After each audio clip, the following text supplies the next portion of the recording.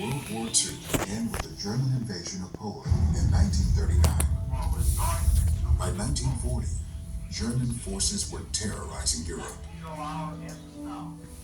In a matter of months, the Nazi offensive swept through Denmark, Norway, Luxembourg, the Netherlands, Belgium, and France. Standing between the Axis powers and their plans for global domination were ordinary Americans called upon to make extraordinary sacrifices. It is to honor each of them that this sacred place was created.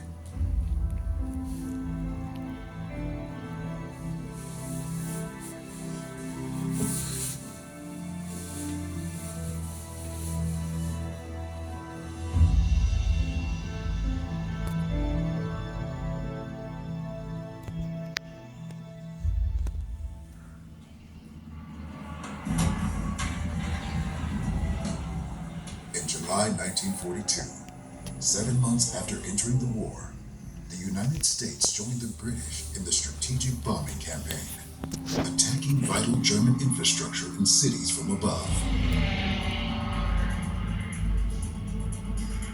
James and Edward Norton, twin brothers from Conway, South Carolina, took to the skies in the same plane as pilot and co-pilot on May 17, 1943.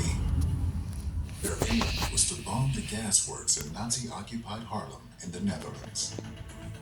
These missions to degrade the German war machine were critical and dangerous. The range limitations of fighter escorts left bombers vulnerable to targets heavily defended by anti-aircraft guns, radar, and the German Air Force, the Luftwaffe. Anti-aircraft fire brought the Norton's plane down into the cold North Sea.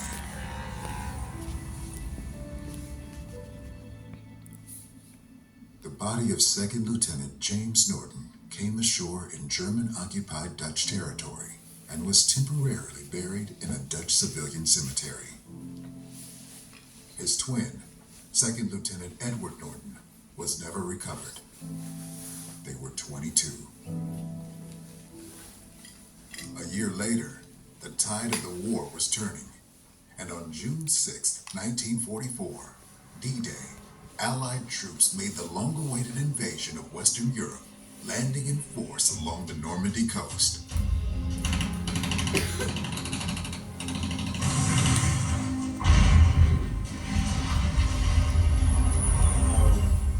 American, British, Canadian, and other Allied soldiers overcame withering fire on the landing beaches, breaching the Nazis' Atlantic Wall.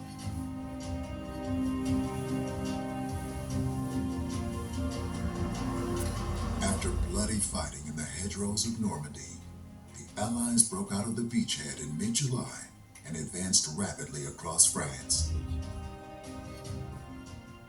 Hitler's forces were in retreat, but following the liberation of Maastricht, the Allies reached the end of their supply line. Private First Class John Rigopolis had been among the first paratroopers to land behind enemy lines on D-Day. Now, his company was called upon to take part in another assault that would put the Germans on their heels.